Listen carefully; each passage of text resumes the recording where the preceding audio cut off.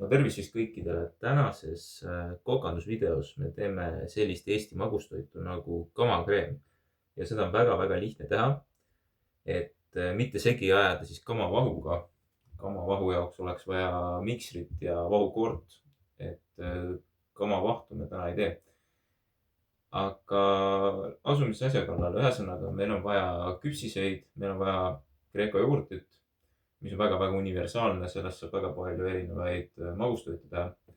Siis meil on suhkrut vaja, siis meil on vaja kama ja kamoosi. Et seekord ma valisin välja mustsõstramoosi. Mis iganes moos meeldib, siis julgelt lisage sellele magustoidule seda juurde. Et asume siis asja kallale. Tähendab, kõigepealt me võtame siit selle Kreeka jogurti. Paneme 4-5 supi lusikatäit.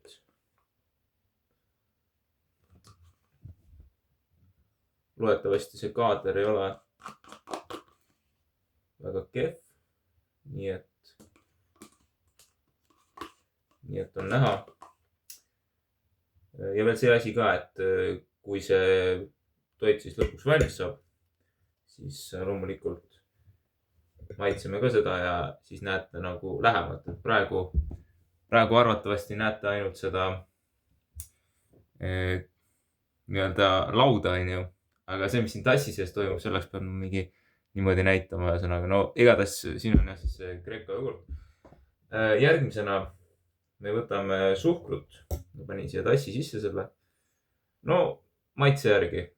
Sõltuvalt sellest, kui palju te teete seda nagu kamakreemi. Et noh, täitsa tunde järgi panin praegu.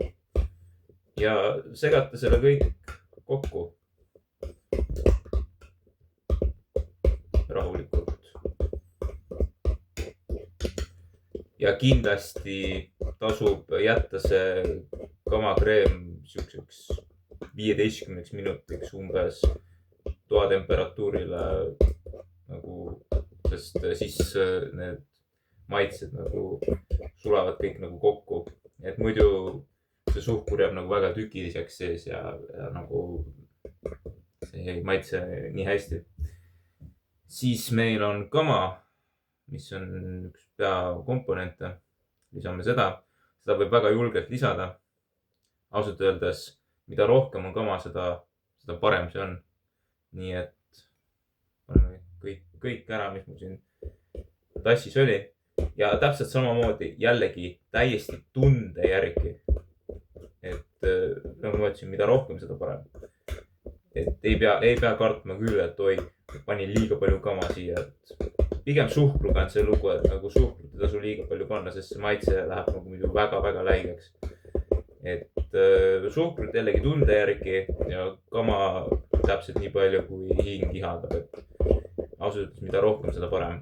Aga noh, muidugi liiale ei tasu minna. Nii, ja jällegi segame selle ühtlaseks massiks. Mul hakkas telefoni vibreerima.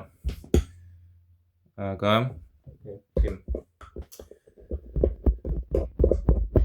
siis kama, suhkur ja kogu kõik need komponendid ühesõnaga nüüd ruanduvad kokku. Et on siis selline näeb välja praegu. No hiljem näete vähemalt.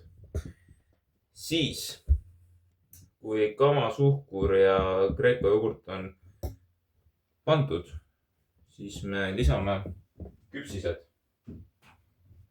Et vahet ei ole, mis küpsiseid te kasutate. Mina ostsin Kalevi küpsiseid ja lihtsalt võtate, teete siuksed väiksed tükikesed.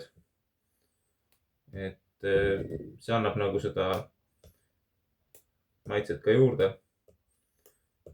Mingisuguseid vene küpsiseid me ei soovita kasutada. Et jah, kõige paremad on selga küpsised või siis Kalevi küpsised. Täiesti vahet ei ole. Võite rosinaga küpsiseid, šokolaadiküpsiseid, vanilliküpsiseid, mida iganes. See annab nagu tekstuuri täiega juurde ja maitset ja kõike. Nii et meil on nüüd küpsised ka lisatud ja taas kord kõik see siis ühtlaseks massiks jälle segada.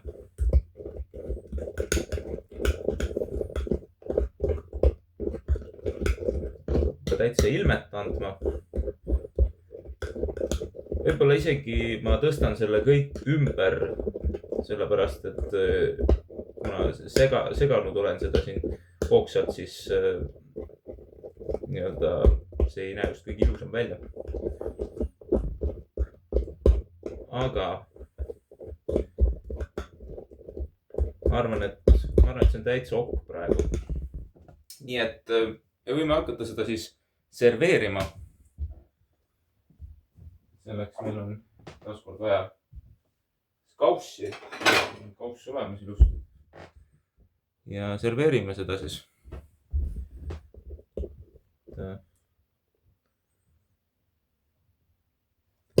Ma arvan, siit ei ole praegu väga hästi näha, aga pärast ma muudan seda kaamera asukohta, siis on ilusti ära näha, milline on lõpptulemus. Tõesti, seda on väga lihtne teha ja see ei võta üldsegi aega. Samuti inimestele, kes peavad dieeti, see on suurepärane magustoit, sest see on väga sõbralik nii-öelda. Ma ei oska seda niimoodi öelda, sest see ei ole nagu kindlasti siuke toit, mis paksuks teeb. Ja nüüd siis on aeg lisada veel moos ka peale. Selline näeb ta siis välja ja tuleb siia siis moos ka peale. Ja valmis ta ongi. Nii, selline ta siis on. Kama magustoit mustsõstromoosiga ja küpsistega. Tõsiselt väga ahvatlev. Siia võid, ma ei tea, igasuguseid toreda asju veel juurde lisada. Aga täna siis tegime sellise magustoidu. Väga lihtne teha. Ja nüüd jääb ta siis siukseks veerand tundi on toatemperatuuril ja siis saab seda hakata sööma. Nii et oli väga tore, oli väga meeldiv. Ja kindlasti me kohtume veel mõnes teises kokandusvideos. Aga seniks kõike head ja näeme varsti. Tšau!